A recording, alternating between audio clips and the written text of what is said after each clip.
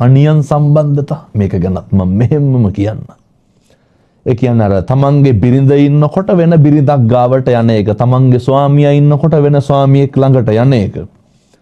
මම දන්නේ නැහැ ලිංගික අවශ්‍යතා සම්පූර්ණ කරගන්නේ කොහොමද කියන එක. නමුත් මේ අපේ සංස්කෘතිය ඇතුලේ යහපත් පෞල් පසුබිමක් නඩත්තු වෙන්න ඒවා වලකින්න දෙපයිනේ.